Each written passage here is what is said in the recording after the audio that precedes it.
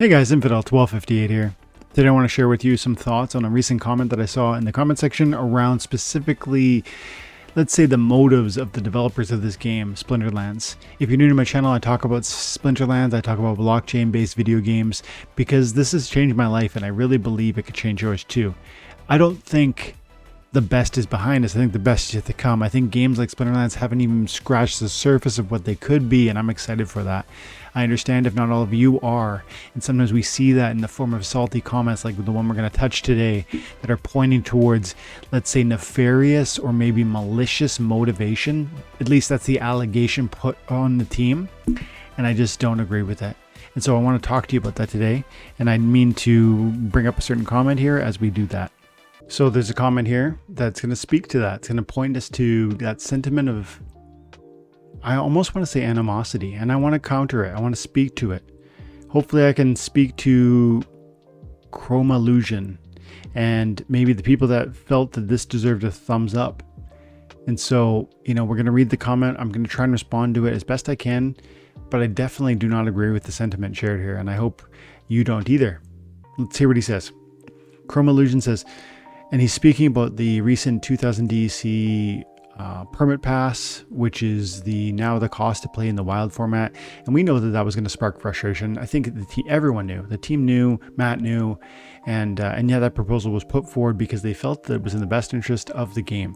And I think I don't want to defend that proposal. I want to speak to the sentiment or attitude or perspective on why such a proposal would be made. And I've said before on the channel, like when we get to a place where we start saying the other side is like evil or fake or greedy or corrupt, which are words that are thrown around in this sentence, we are no longer having a conversation. We're just yelling at each other. And if it's your side's dumb, no, your side's dumb, we're not going to get anywhere.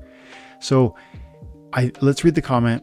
I want to say more on that, and I want to draw a bigger connection here because there's more going on than one comment where 3 people liked it. Chrome Illusion says the developers created a fake vote toll for this. Why would so many players agree with that expensive wild pass? They are just greedy. What a corrupt game.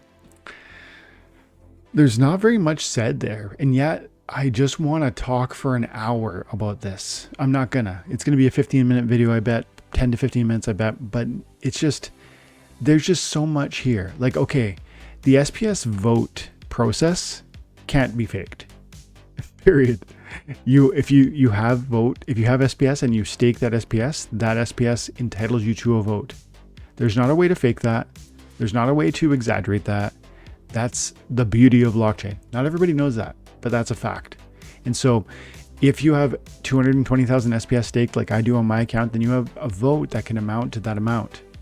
I can't double it somehow. I can't fake more. I can't, do something to fake that process. What's more, it's not that much money when we talk about quote unquote expensive. And I don't want to go too far down this rabbit hole because I don't want to exactly debate you on your opinion. You're allowed to have your opinion, but I think it's fair to say it's not expensive. It's 80 cents if you buy vouchers. Vouchers are 2 cents each. You need to spend 40 vouchers. That's 80 cents per season. Or if you look at DEC, yes, it's actually 2000 DEC, but that's only about $1.30 or something like that based on DC peg price or DEC price being where it's at. And so 80 cents with vouchers. 80 cents is the cost. And if you get, like a 1 or 2 SPS more per win, which I am getting in Champion in Wild, then it's about 2 SPS per win more. It's almost double really. Then this permit pass is paying for itself. So I disagree that it's expensive. I disagree that the vote would have been faked. But regardless, again, I don't want to prove you wrong. These are my thoughts on it. I want to say those, but I want to spend most of this conversation just talking to this idea of like finger pointing. You're talking about them being liars. You're talking about them being greedy. You're talking about the game being corrupt, and people out there support this idea. And the bigger concern to me is not that one person misunderstands how SPS works or that you think that, if you get $4 back, but you have to spend 80 cents that you're getting ripped off. Because that's kind of what's actually happening, by the way, with the Wild Pass. but it's the general animosity that one side is holding toward the other side. And I think that is corrosive, and I think it will rot the core of this community if it's allowed or encouraged.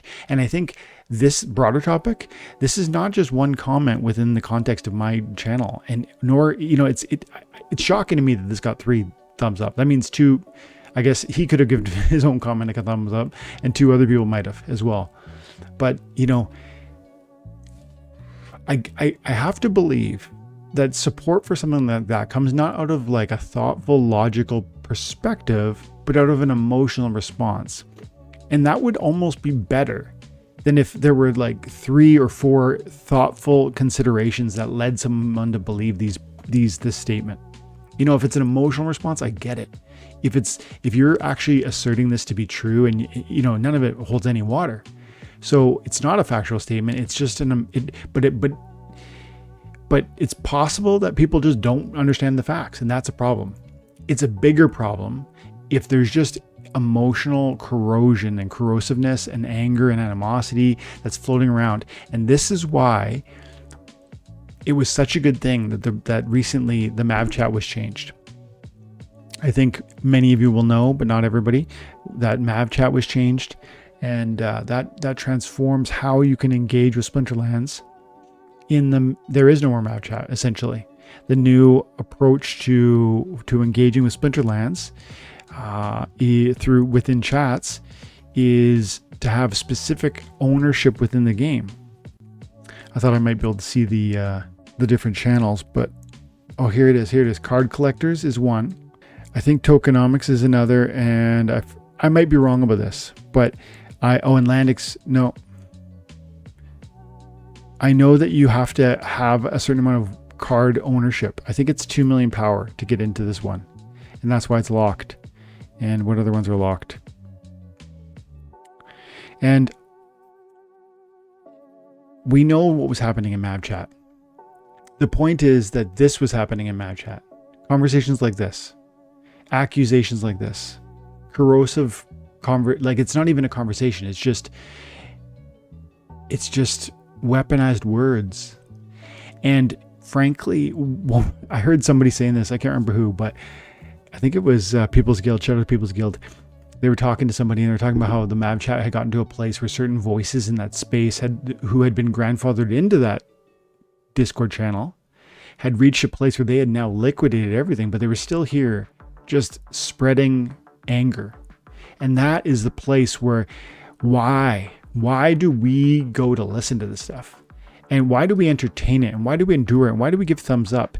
Like, if Chrome Illusion believes these things, I mean, my guy, it's time to move on. You shouldn't believe these things because it couldn't possibly be a fake vote. The Wild Pass is not expensive. The team is not showing signs of greed because, by the way, they're burning those rewards. And the corrupt game comment is like totally unjust. Like you give no basis whatsoever for any of what you say. So if we hear these sorts of critiques, we need to thoughtfully and respectfully, fight them, like push back on them. Again, thoughtfully and respectfully push back on them. It's not like out of they throw crap at us, we throw crap at them. I'm saying we take that higher road and we hopefully do conversations like this, whether it's verbally with people that you know or whether it's in the different chats that are you're part of. But I've already heard that those chats that have now been revised are far more constructive, and you would think so, right? The people who give up on the game and leave, sometimes they stick around just to stir the pot, just to see what sort of reactions they get. And frankly, when those moments happen, if we stay silent in those, I think we tacitly allow that corrosion to unfold and maybe grow in the context of the culture that we're hoping will thrive and persist.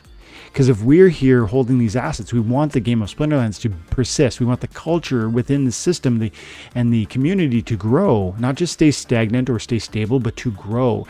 And do you think it's going to be helped or hurt by it's not even so much people like Chrome Illusion saying things like that.